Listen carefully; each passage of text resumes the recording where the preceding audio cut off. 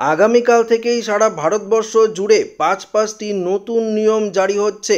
18 বছরের নিচে mobile phone ব্যবহার করলেই এবার দিতে হবে জরিমানা। ইতিমধ্যেই কেন্দ্রীয় সরকারের তরফ থেকে এই নিয়ে একটি গুরুত্বপূর্ণ আপডেট উঠে এসেছে। পাশাপাশি এবার কেন্দ্রীয় সরকারের তরফ থেকে আরও একটি নতুন প্রকল্প চালু করা হয়েছে মহিলাদের জন্য, যেই প্রকল্পে প্রতি মাসে আপনারা 7,000 টাকা করে পাবেন। তো বন্ধুরা, আরও বেশ কিছু নতুন নিয়ম জারি করা হয়েছে, যা এই ভিডিওটিতে আপনাদেরকে ডিটেলসেই জানিয়ে দেব। তো অবশ্যই ভিডিওটিতে আপনারা প্রত্যেকেই প্রথম থেকেই শেষ পর্যন্ত মনোযোগ সহকারে দেখবেন।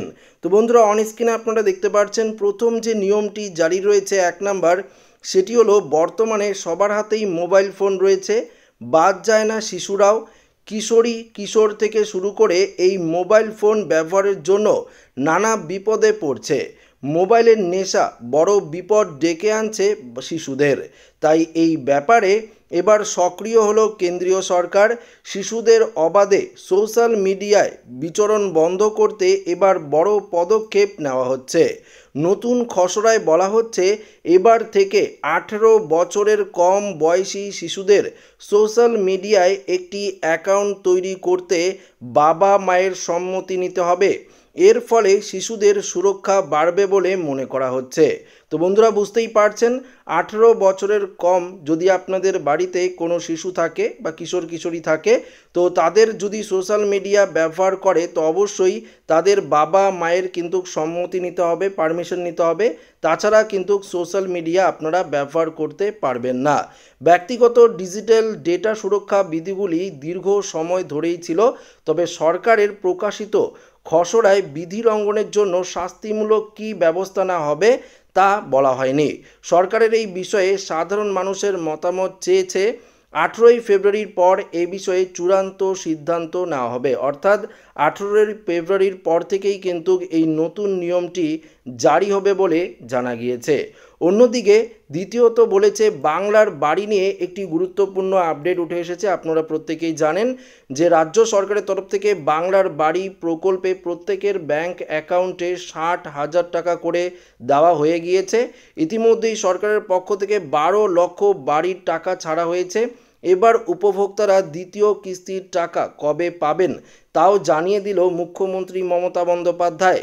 এদিকে বৈঠকে মুখ্যমন্ত্রী বলেন, দেখুন তো কাজ শুরু হয়েছে নাকি, এই টাকাটা রাজ্য সরকারে দিচ্ছে, এই টাকা যেন অন্য কোনো খাতে না যায়। মে মাসের মধ্যেই দ্বিতীয় কিস্তির টাকা পাবেন উপভোক্তারা। অর্থাৎ বুঝতেই পারলেন, আপনারা যারা টাকা পেয়েছেন কাজ করা শুরু করে দিন। পরবর্তী টাকা অর্থাৎ দ্বিতীয় কিস্তির যে টাকা রয়েছে 60,000 টাকা, আপনারা মে মাসের মধ্যেই কিন্তু পেয়ে যাবেন। মুখ্যমন্ত্রী আরও বলেন, আরও যে 16 লক্ষ আছে তাদের মে মাসে 60,000 টাকা দেব, এরপর ডিসেম্বরে 60,000 টাকা দেব, বাকি যাদের রয়েছে তাদের মার্চের মধ্যে দেওয়ার চেষ্টা করব। তৃতীয় যে নিয়মটি জারি রয়েছে দেখতে পাচ্ছেন, আপনাদেরকে বললাম ভিডিও শুরুতেই যে কেন্দ্রীয় সরকারের তরফ থেকে একটি নতুন প্রকল্প চালু করা হচ্ছে, যেই প্রকল্পে আপনারা কিন্তু প্রতি মাসে 7,000 টাকা করে ব্যাংক অ্যাকাউন্টে পাবেন। এই প্রকল্পটির নাম হলো বিমা সখী যোজনা। অর্থাৎ LICর মাধ্যমে আপনাদের কিন্তু প্রশিক্ষণ দেওয়া হবে। সেই প্রশিক্ষণ করার পরই আপনারা কিন্তু কর্মসংস্থান পাবেন এবং সেখান থেকে প্রতি মাসে 7,000 টাকা করে পাবেন। এখানে দেখুন কি বলেছে, বিমা সখী যোজনার যে বৈশিষ্ট্য রয়েছে সেটি কি। LICর প্রদত্ত বিমা সখী হলো একটি 3 বছরের আর্থিক সহায়তা প্রকল্প। এর লক্ষ্য হলো নারীদের কর্মসংস্থান তৈরি করা এবং তাদের আর্থিক স্থিতিশীল করা। বিমা সখী যোজনার যোগ্যতা, অর্থাৎ কি যোগ্যতা লাগবে দেখুন এখানে পরিষ্কারভাবে বলে দেওয়া রয়েছে। শুধুমাত্র নারীদের জন্য এই প্রকল্প, ন্যূনতম 10 অর্থাৎ মাধ্যমিক পাস আপনাদের হতে হবে, 10ম শ্রেণী পাস হতে হবে, বয়স হতে হবে 18 থেকে 70 বছরের মধ্যে। LICর এজেন্ট হিসাবে প্রশিক্ষণ নেওয়া হবে এবং গ্রামীণ এলাকায় আপনারা কিন্তু কাজ করতে পারবেন। অনলাইনে আবেদন করতে পারবেন। কি নথি লাগবে অর্থাৎ ডকুমেন্টস লাগবে, বয়সের প্রমাণপত্র লাগবে, সেখানে আপনাদের নিজস্ব সেলফ অ্যাটেস্টেড করতে হবে, ঠিকানার প্রমাণপত্র অবশ্যই দিতে হবে, শিক্ষাগত যোগ্যতার যে শংসাপত্র রয়েছে সেগুলো কিন্তু অবশ্যই দিতে হবে। প্রত্যেকটি ডকুমেন্টসে আপনাদের কিন্তু সেলফ অ্যাটেস্টেড অর্থাৎ স্বাক্ষরিত অনুলিপি করতে হবে। সম্প্রতি তোলা পাসপোর্ট সাইজের একটি ছবিও কিন্তু সঙ্গে লাগবে। পরবর্তী যে আপডেটটি উঠে এসেছে সেটি হলো একটি গুরুত্বপূর্ণ আপডেট, কারণ আপনারা প্রত্যেকেই হয়তো জেনে গেছেন যে চীনে আবারও করোনার মতো পরিস্থিতি তৈরি হয়েছে, এমন ব্যবস্থায় যে এটি করোনাকেও ছাড়িয়ে যাবে বলে মনে করা হচ্ছে। এই কারণে মানুষ আতঙ্কিত এবং এখন হিউম্যান মেটাফেনেমো ভাইরাসের সংক্রমণজনিত কারণে চীনে স্বাস্থ্য জরুরি ব্যবস্থা ঘোষণা করা হয়েছে। এই ঘটনার পরে কি আবারও করোনার মতো লকডাউনের পরিস্থিতি ঘোষণা হতে পারে? এমন প্রশ্ন এখন গোটা বিশ্বকে চিন্তায় ফেলেছে।